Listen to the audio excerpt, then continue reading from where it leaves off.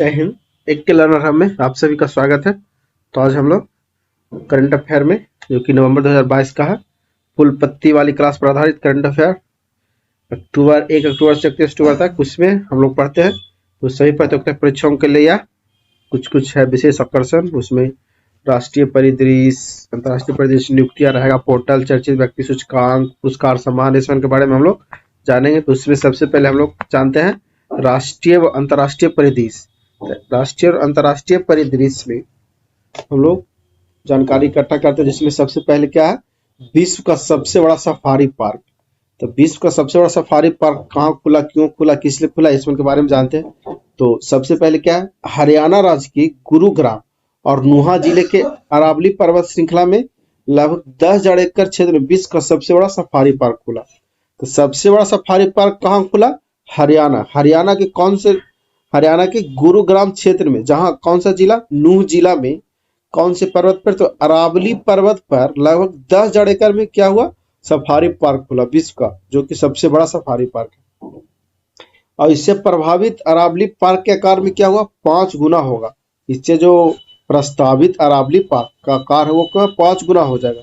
इसमें एक बड़ा हर्पेटियम, एवेरियर बर्ड पार्क, बिग कैडेट के 4 जोन, शाकाहारी जानवरों के लिए एक बड़ा क्षेत्र, विदेशी पक्षियों के लिए एक क्षेत्र खोला जाएगा। अब under water natural traders visitor, tourism zone, botanical garden इत्यादि इसमें खोला जाएगा, बनाया जाएगा। जंगल सफारी योजना के साकार होने के बाद एनसीआर में पर्यटन को काफी बढ़ावा मिलेगा और स्थानीय लोगों के लिए रोजगार का अवसर प्राप्त होगा। मतलब जंगल सफारी जब बनकर तैयार हो जाएगा, उसमें क्या होगा, एनसीआर में जो पर्यटन है उसको काफी बढ़ावा मिलेगा, फिर स्थानीय लोगों को जो रोजगार है मिलते चला जाएगा। यही वही परियोजना का प्रबंधन करने के लिए और कौन सा फाउंडेशन, अरावली फाउंडेशन की स्थापना की जाएगी। उसके बाद है वर्तमान में अफ्रीका के बाहर 2000 एकड़ में फैला सबसे बड़ा क्यूरेटेड सफारी पार्क शारजाह में, जो कि फरवरी 2022 में खोला जाएगा। उसके बाद है हम लोग जानते हैं पुलमपारा ग्राम पंचायत तिरुवनंतपुरम के बारे में जानते हैं। इस पे क्या क्या है, तो ये क्या है, केरल के तिरुवनंतपुरम में स्थित पुलमपारा ग्राम पंचायत को डिजिटल रूप में साक्षर देश की पहली ग्राम पंचायत बन गई। पंचायत में समाज के सबसे वंचित वर्ग को डिजिटल शिक्षा प्रदान करने के लिए डीजी पुलमपरम प्रोजेक्ट शुरू किया गया। कौन सा प्रोजेक्ट, डीजी पुलमपरा प्रोजेक्ट शुरू किया गया, किसके लिए, पंचायत के जो समाज है उससे वंचित वर्गों को डिजिटल शिक्षा प्रदान करने के लिए। यह प्रोजेक्ट के तहत क्या हुआ, कॉलेज में, कुटुंब इकाइयों में, अन्य स्वयं सहायता समूहों को स्वयं सेवा की सहायता से चलाया जाएगा। राज्य सरकार ने लगभग कितना, 800 सरकारी सेवाओं का ऑनलाइन उपलब्ध कराया, जिसका अधिकतम उपयोग डिजिटल रूप से साक्षर आबादी कर सकता है ऑनलाइन। उसके बाद हम लोग पढ़ते हैं क्या, the medical termination of pregnancy act 1971। तो प्रेगनेंसी एक्ट 1971 के बारे में जानते हैं। इसमें क्या है, उच्चतम न्यायालय ने, जो उच्चतम न्यायालय भारत में क्या क्या, सभी महिलाओं के लिए, विवाहित या अविवाहित महिला के लिए क्या क्या, सुरक्षित एक कानूनी गर्भपात देखभाल प्राप्त करने के लिए 24 सप्ताह तक गर्भपात कराने की अनुमति प्रदान की गई। इसमें क्या किया गया कि जो सुरक्षित और कानूनी गर्भपात देखभाल प्राप्त करने के लिए क्या किया, 24 सप्ताह तक क्या हो सकता है, 24 सप्ताह तक तो गर्भपात कराने की अनुमति प्रदान की गई। इसने द मेडिकल टर्मिनेशन और प्रेगनेंसी एक्ट 1971 को विस्तारित किया गया और अविवाहित महिलाओं के लिए 24 सप्ताह तक क्या करता है, गर्भ को समाप्त करने से रोकता है। 24 सप्ताह के हो जाएगा, उससे गर्भ को सप्ताह करने से रोकता है। उसी के बाद है एक्ट 1971 और इसके नियम 2003 के तहत 20 सप्ताह से 24 सप्ताह के गर्भवती अविवाहित महिलाओं को पंजीकृत चिकित्सा की मदद से गर्भपात कराने का अधिकार नहीं है। वही मेडिकल टर्मिनेशन ऑफ प्रेगनेंसी अधिनियम में नवीनतम संशोधन वर्ष 2021 में किया गया था और संविधान का जो अनुच्छेद 21 के तहत प्रजनन स्वायत्ता, गरिमा और निजात के अधिकार को अविवाहित महिला को यह चुनने का अधिकार देता है कि विवाहित महिला के समान ही बच्चे को जन्म देना है या नहीं। ये था। या फिर 20 से 24 सप्ताह के बीच गर्भावस्था वाली सिंगल या अविवाहित महिला को गर्भपात कराने से रोकना, जबकि विवाहित महिलाओं को ऐसी स्थिति में क्या होगा, गर्भपात की अनुमति देना संविधान का अनुच्छेद 14 का उल्लंघन होगा विवाहित महिला के लिए, लेकिन अविवाहित महिला के लिए ये नहीं है। वही विवाहित और अविवाहित महिलाओं के बीच क्या होगा, भेदभाव संवैधानिक रूप से सही नहीं है। कानून के लाभ एकल और अब विवाहित महिलाओं का समान रूप से प्राप्त है। और इसमें क्या है, जैसे प्रजनन अधिकारों में शिक्षा तक पहुंच, गर्भ निरोधक या यौन संरक्षण के बारे में जानकारी का अधिकार, सुरक्षित तथा कानूनी गर्भपात चुनने का अधिकार, प्रजनन स्वास्थ्य देखभाल का अधिकार शामिल है। इस अधिनियम का उद्देश्य महिला के प्रजनन और निर्णयात्मक स्वायत्तता के अधिकार के तहत वैवाहिक बलात्कार को बलात्कार की श्रेणी में शामिल करना। ये सब क्या था, the medical termination of pregnancy act का कुछ पॉइंट्स बिंदु था, वो देख लिए, तो उसको देखिएगा, सुनिएगा। उसके बाद है वंदे भारत एक्सप्रेस ट्रेन। तो वंदे भारत एक्सप्रेस ट्रेन के बारे में कुछ जानते हैं हम लोग। इसमें क्या है, यह 30 सितंबर 2022 को प्रधानमंत्री नरेंद्र मोदी ने क्या किया, गुजरात के गांधीनगर में से मुंबई के मध्य क्या हुआ, एक वंदे भारत एक्सप्रेस ट्रेन का शुरुआत किया। यह भारत का तीसरा वंदे भारत एक्सप्रेस ट्रेन है। इसके जरिए अब तक कितना, 5 घंटे 25 मिनट में ही गांधीनगर से मुंबई तक पहुंचा जा सकता है। 13 अक्टूबर को 2022 को क्या किया, हिमाचल प्रदेश के ऊना रेलवे स्टेशन से प्रधानमंत्री नरेंद्र मोदी ने भारत की चौथी वंदे भारत एक्सप्रेस ट्रेन को हरी झंडी दी। चौथी वंदे भारत एक्सप्रेस ट्रेन ऊना से नई दिल्ली के बीच चली और नई ट्रेन की अधिकतम स्पीड कितना है, 180 किलोमीटर प्रति घंटा, जबकि पुराने वंदे भारत ट्रेन की अधिकतम 160 किलोमीटर प्रति घंटा था। और इसमें क्या, पहली वंदे भारत एक्सप्रेस ट्रेन जो कि 19 फरवरी 2019 को नई दिल्ली से कानपुर, इलाहाबाद, वाराणसी मार्ग से रवाना किया गया था। और भारत की पहली सेमी हाई स्पीड ट्रेन वर्तमान में 2 रूट नई दिल्ली से श्री वैष्णो देवी माता, कटारा और नई दिल्ली वाराणसी तक चल रही है। भारत की जो सेमी हाई स्पीड ट्रेन है वर्तमान में 2 रूट पर चल रही है। 2 रूट पे सबसे पहला रूट क्या है, एक है नई दिल्ली से श्रीनगर श्री वैष्णो देवी माता के बीच जा रहा है, और दूसरा है जो कि कटारा और नई दिल्ली से वाराणसी तक पर चल रही है। इंटीग्रल कोच फैक्ट्री ICF जो कि चेन्नई ने अगस्त 2023 तक 75 वंदे भारत ट्रेन का निर्माण का लक्ष्य रखा है। 2023 तक 75 भारत वंदे ट्रेन का। उसके बाद हम लोग आते हैं भारतीय विरासत वस्त्र। भारतीय विरासत वस्त्र में कौन कौन है उसके बारे में जानते हैं। तो यूनेस्को ने 50% भारतीय विरासत वस्त्रों को सूची जारी की है। इसका उद्देश्य क्या है, दक्षिणी एशिया में अमूर्त संस्कृति विरासत की सुरक्षा के लिए एक उचित डॉक्यूमेंटेशन करना। इससे क्या होगा, 50 प्रतिष्ठित भारतीय विरासत वस्त्रों की सूची में तमिलनाडु का टोडा, कढ़ाई और सुंगड़ी, हैदराबाद के हिमरू बुनाई, उड़ीसा के संबलपुर की बांधा टाई और डाई बुनाई, पश्चिम बंगाल की गरद कोरियम और कर्नाटक की इलकल और लवांडी, तमिलनाडु के सिलान कोट पेट कलमकारी, हरियाणा की खेस, हिमाचल प्रदेश के चंबा के रुमाल और लद्दाख के थिगमा या ऊन की टाई और डाई और वाराणसी के अवधी जमादारी इत्यादि क्या है, शामिल किया गया इसमें विरासत वस्त्रों में। उसके बाद है शांति और अहिंसा विभाग।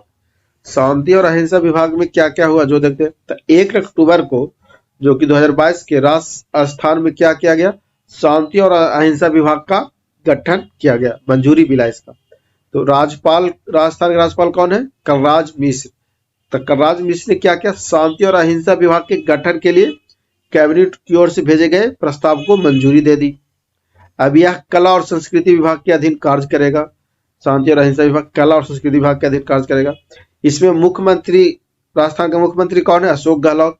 तो अशोक गहलोत ने बजट घोषणा में क्या कहा, 2022-23 में जो बजट घोषणा हुआ प्रदेश में, तो शांति और अहिंसा विभाग के गठन की घोषणा की इसमें बजट घोषणा में। यह विभाग प्रदेश में गांधी जी के संदेश को प्रदेश के निचले स्तर तक पहुंचाने और आपसी भाईचारे को बढ़ाने का काम करेगा। ये था शांति और अहिंसा विभाग के बारे में। उसके बाद है सशस्त्र बल और विशेष अधिनियम। तो सशस्त्र बल और विशेष अधिनियम में देखते हैं हम लोग। तो 1 अक्टूबर 2022 को गृह मंत्रालय एमएचएस ने क्या किया, अरुणाचल प्रदेश तथा नागालैंड के जो कुछ हिस्सों पर सशस्त्र बल का विशेष शक्तियां या अधिनियम को 6 महीने के लिए यानी 30 मार्च 2023 तक बढ़ा दिया। अरुणाचल प्रदेश के 3 जिले और नागालैंड के 9 जिलों में एएफएसपीए अपस्पा पूर्णतः लागू कर दिया। और नागाओं को विद्रोह से निपटने के लिए यह कानून पहली बार वर्ष 1958 में लागू हुआ था। वही 20 अक्टूबर 2022 को असम के 8 जिलों में अपस्पा 6 महीने के लिए बढ़ा दिया।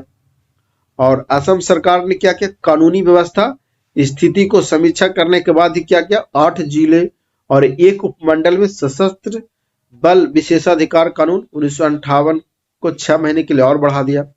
यह आदेश क्या हुआ, 1 नवंबर से प्रभावी हुआ होगा।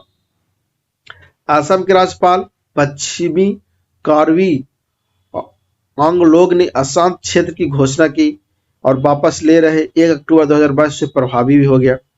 असम में यह कानून नवंबर 1990 में लागू किया गया। इसके बाद से राज्य सरकार द्वारा समय समय पर इसकी समीक्षा कर इसे आवश्यकता अनुसार 6 महीने के लिए बढ़ाया गया। उसके बाद है डोनेट्स, लुहांस्क, जपोरिज्म और खेरसान। डोनेट्स, लुहांस्क, जपोरिज्म और खेरसान के बारे में जो कि तो रूस के यूक्रेन के 4 शहर डोनेट्स, लुहांस्क, जपोरिजिया और खेरसान के रूप में मिलाने की घोषणा की गई। तो रूसी राष्ट्रपति पुतिन ने क्या किया, 30 सितंबर को खेरसान और जपोरिजिया क्षेत्र पर स्वतंत्रता को मान्यता देते हुए आदेश जारी किया कि 24 फरवरी को यूक्रेन में रूस की सेना भेजने जाने के तुरंत बाद दक्षिणी खेरसान क्षेत्र और पड़ोसी जपोरिजिया के हिस्से के रूप में रूस ने कब्जा कर लिया था। रूस ने इन क्षेत्रों में क्या किया, स्वतंत्रता को तब मान्यता दी जब कुछ दिन पहले उसने जनमत संग्रह कराया था। यूक्रेन और पश्चिम देशों के अधिकारों ने जनमत संग्रह के लिए हुए मतदान को गैर कानूनी बताया यूक्रेन ने। और भारत क्या किया, 30 सितंबर 2022 को संयुक्त राष्ट्र सुरक्षा परिषद में अमेरिका और अल्बानिया की ओर से पेश किए गए प्रस्ताव पर मतदान से दूर रहा, जिसमें रूस के अवैध जनमत संग्रह और यूक्रेनी क्षेत्र पर उसके अधिकार की निंदा की गई, परंतु रूस के वीटो से यह प्रस्ताव रद्द हो गया।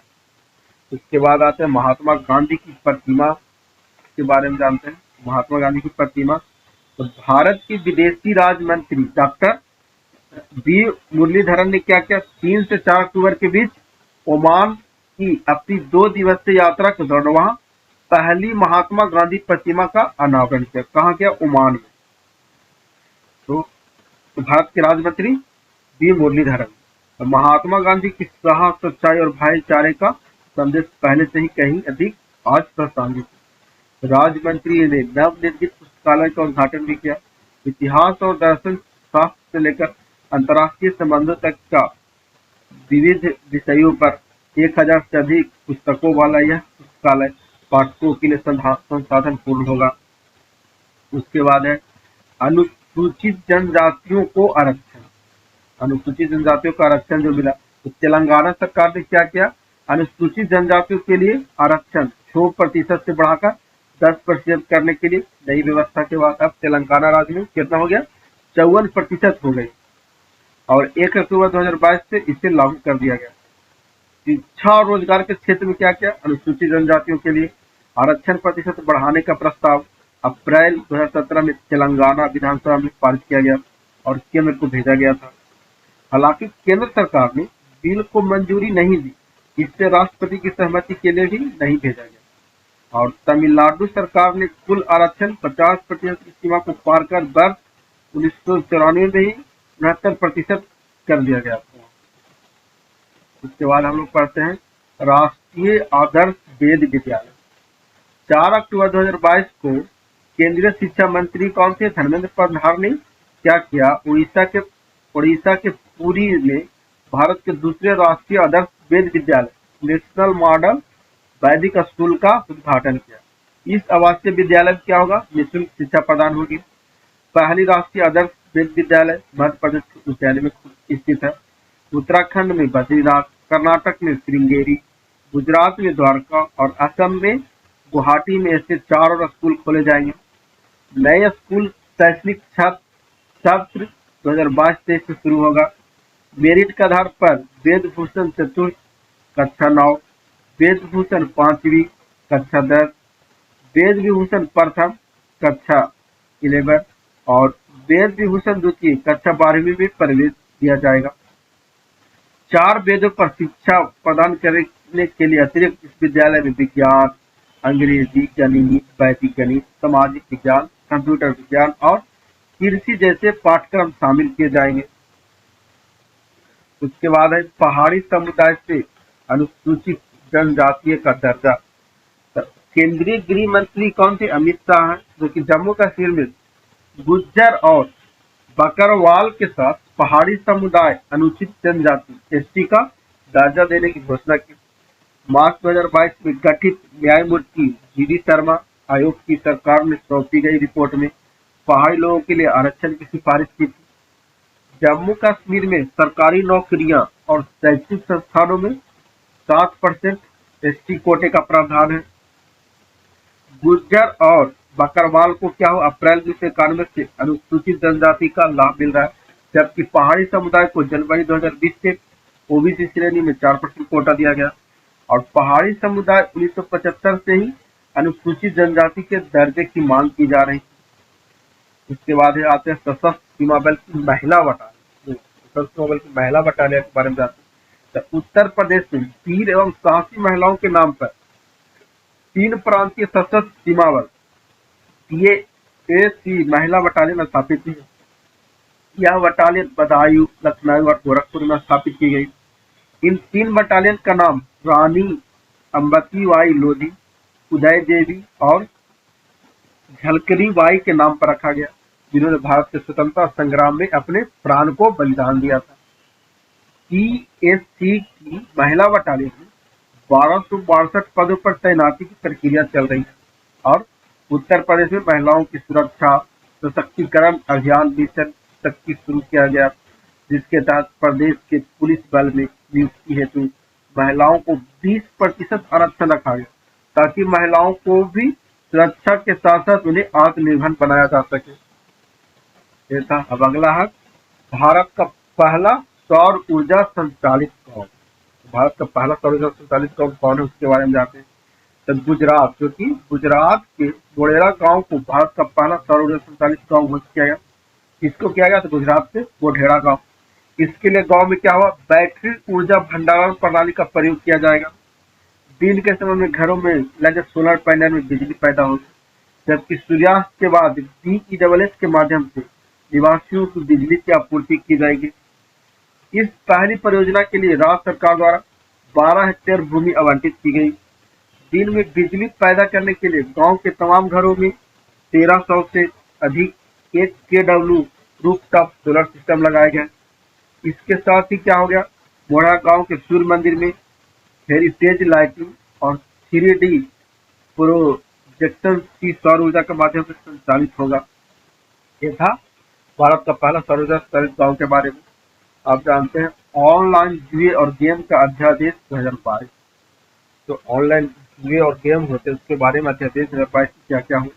तो तमिलनाडु सरकार ने क्या किया? राज्य में ऑनलाइन जो जुए पर प्रतिबंध लगाने और ऑनलाइन गेमिंग को विनियमित करने के लिए ऑनलाइन जुए पर प्रतिबंध और ऑनलाइन गेम के नियमन अध्यादेश 2022 एक अध्यादेश की अपनी स्वीकृति दी। इसके तहत तमिलनाडु में प्रभावी हो जाएगी। 1 अक्टूबर 2022 से इन नियमों के तहत स्थानीय ऑनलाइन गेम प्रदाता पंजीकरण के बाद ही सेवा प्रदान कर सकते हैं, जो 3 साल के लिए वैध है।